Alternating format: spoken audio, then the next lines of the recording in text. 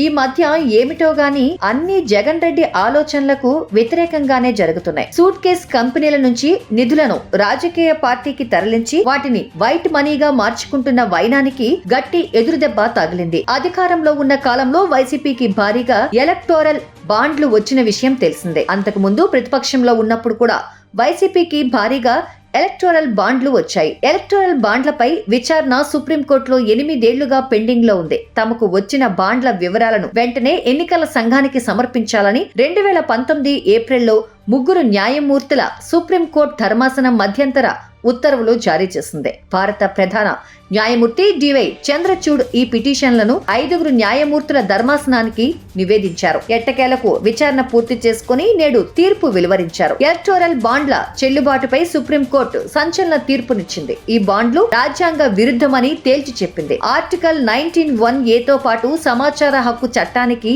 ఇవి విఘాతం కలిగిస్తున్నాయని స్పష్టం చేసింది. 5 సభ్యులతో కూడిన ధర్మాసనం ఏకగ్రీవ తీర్పునిచ్చింది. నల్లధనం నిర్మూలనకు ఎలక్టోరల్ బాండ్స్ ఒక్కటే మార్గం కాదని వెల్లడించింది. రాజకీయ పార్టీలకు విరాళాలు ఇవ్వడం క్విడ్ ప్రోకోకి దారి తీస్తుందని సుప్రీంకోర్టు వ్యాఖ్యానించింది. వీటిని తక్షణం నిలిపివేయాలని ఆదేశించింది. చీఫ్ జస్టిస్ డివై చంద్రచూడ్ నేతృత్వంలోని ధర్మాసనం ఈ తీర్పునిచ్చింది. ఇది ఖచ్చితంగా ప్రాథమిక హక్కుల ఉల్లంఘన కిందకే వస్తుందని స్పష్టం చేసింది. ఎలక్టోరల్ బాండ్లను సవాలు చేస్తూ దాఖలైన పిటిషన్లపై విచారణ పూర్తయిన సందర్భంగా ఈ తీర్పు వెలువరించింది. ఎలక్టోరల్ బాండ్ల చట్టంలో ఏముంది? అధికారంలో ఉన్న పార్టీలు క్విడ్ ప్రోకో ద్వారా కార్పొరేట్ సంస్థలకు మేలు చేసి వాటి దగ్గర నుంచి లంచం రూపంలో పార్టీ ఫండ్ తీసుకుంటున్నాయి. ఇది నేరం కాదు, చట్టబద్ధమైన పనిగా అధికారంలోకి వచ్చిన వెంటనే ప్రధాని మోదీ ప్రభుత్వం తేల్చింది. ఎలక్టోరల్ బాండ్స్ పేరుతో ఓ చట్టం తీసుకువచ్చింది. ఈ బాండ్స్ ఎవరైనా కొన్ని రాజకీయ పార్టీలకు ఇవ్వచ్చు. ఎవరు కొన్నారు, ఎంత కొన్నారు అన్న వివరాలేమీ బయటకు రావు. అంతా రహస్యం. ఆ బాండ్లు కొనడానికి డబ్బులు నీతిగా సంపాదించారా, నిజాయితీగా సంపాదించారా అన్న సంగతి కూడా చెప్పాల్సిన పని లేదు. పోనీ పన్నులైనా కట్టారా అన్నది కూడా చెప్పాల్సిన పని లేదు. వీటి వల్ల సమాచారం అందరికీ రహస్యం కాదు, ప్రభుత్వంలో ఉన్నవారికి తెలిసిపోతుంది. అంటే తమకు మాత్రమే విరాళాలు వచ్చి ఇతర పార్టీలను ఆర్థికంగా కుంగదీసే ప్లాన్ కూడా ఉందన్నమాట.